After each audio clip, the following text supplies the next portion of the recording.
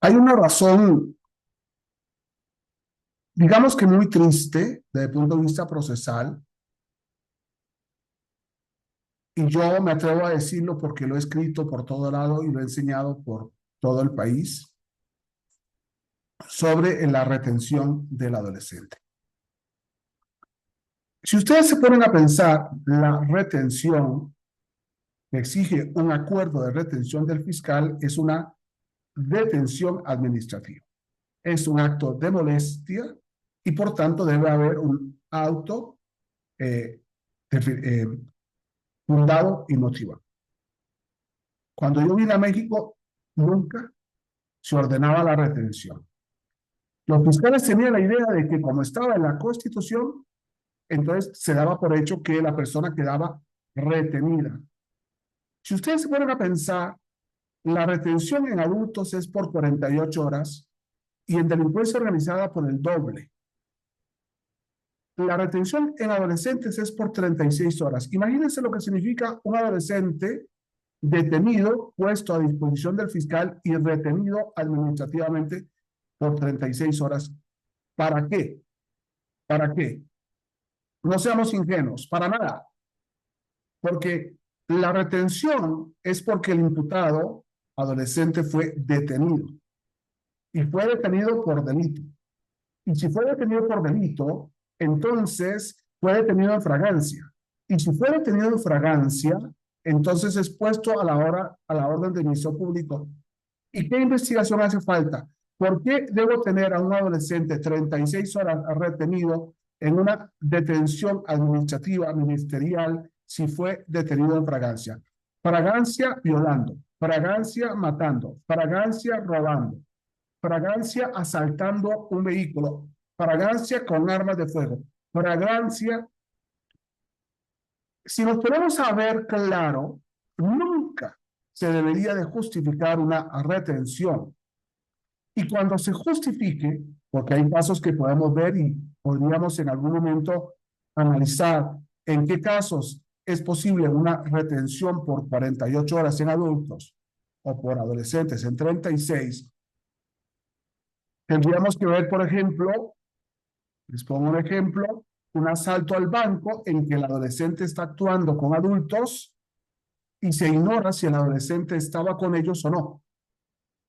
Y entonces ahí la investigación del delito exige cámaras, exige huellas dactilares, exige una investigación.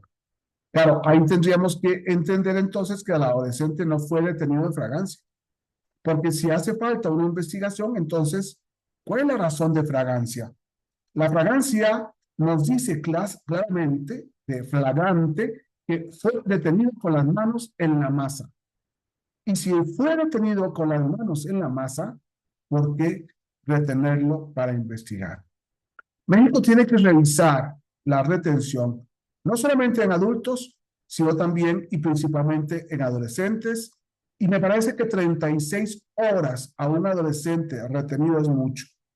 Pero es muy importante saber que existe la retención. Y la retención exige recibir, como 4 pasos, recibir al detenido y el fiscal debe, al recibir, controlar el hecho y la hora de la recepción.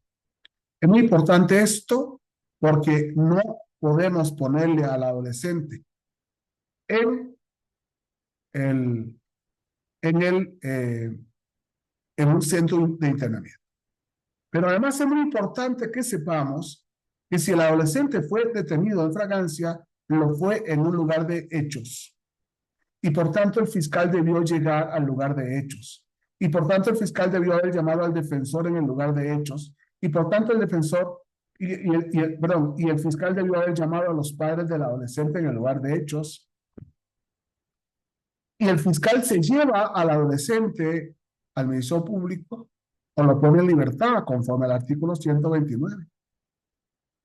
El fiscal, una vez que recibe al detenido en el lugar de los hechos, por favor, México, no hace falta que se lo lleven al fiscal porque el fiscal debe llegar al lugar de los hechos, en adolescentes principalmente, igual que en adultos. El fiscal controla la detención en fragancia luego controla que el hecho es delito y luego registra la hora de la detención. Lógicamente controla que el hecho sea delito.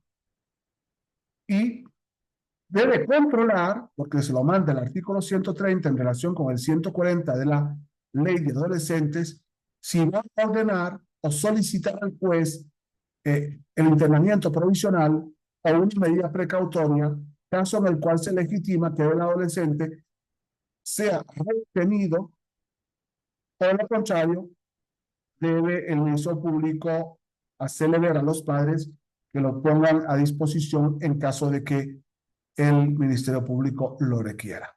Este paso importante de la retención, ¿verdad que pareciera a veces que estoy hablando en otro país, para otros fiscales y para otro proceso? Pero quiero decirles que esto es para adultos y para adolescentes. No es posible un lugar de hechos en el que no esté o la procuradora o el procurador de derechos de niñas, niños y adolescentes o en su defecto sus padres, su acompañante y el abogado defensor. Muy interesante saber esto, ¿por qué? Porque lógicamente lo que estamos haciendo es aprender y cuestionar. Aprender y cuestionar. Leamos despacio el artículo 129 en relación con el 130 y se dan cuenta que, como yo suelo repetir y repetir, que el proceso es norma, todo lo que estoy diciendo está en la norma, aunque no se cumpla en México. Muchas gracias.